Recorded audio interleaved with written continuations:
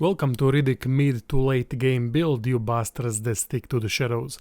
This is update of my early game RIDDICK build and it is much more powerful due to more attributes distributed correctly and better talismans. It is dual dagger bandit build but can be played with other starting classes. Benefit of bandit is that it starts with great knife, which is a rare job from Liurnia of Lake's cave enemies. For items you don't know where to get, check description for Extra Life wiki. Their wiki has all the necessary info on where to find needed gear.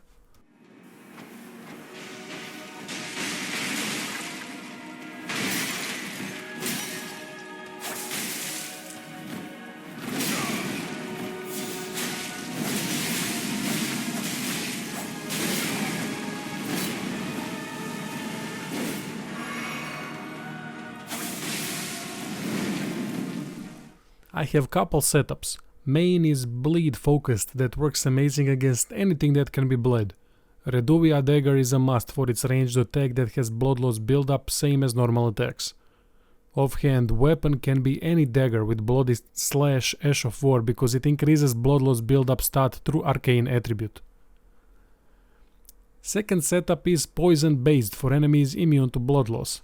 Modify both daggers with poison-based ashes of war like poison mist and poisonous moth flight.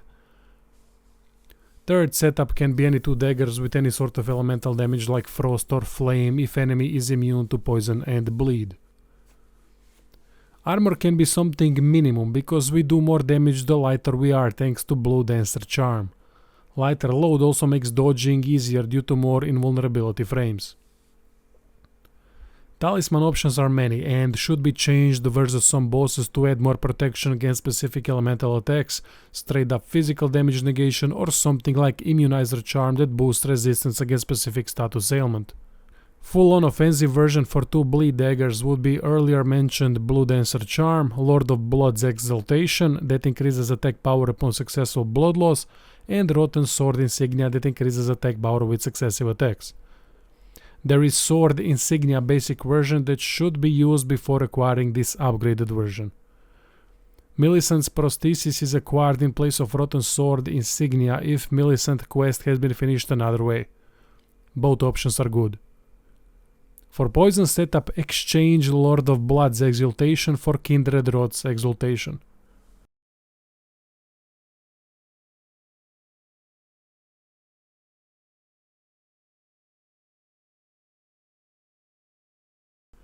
Blue Dancer charm can be exchanged for defensive talismans versus bosses if you feel you need damage reduction of sorts.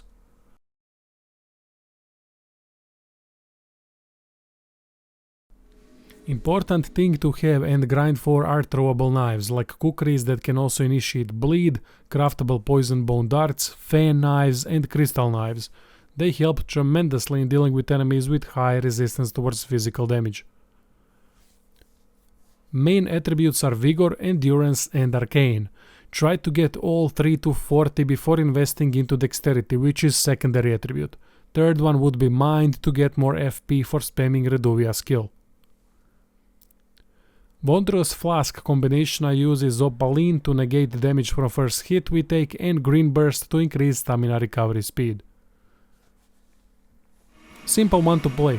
Dodge and wait for opportunity to strike with power stance daggers. Wakizashi weapon for example doesn't allow power stancing with daggers, so don't use it. Pay attention to how many attacks are performed in a row.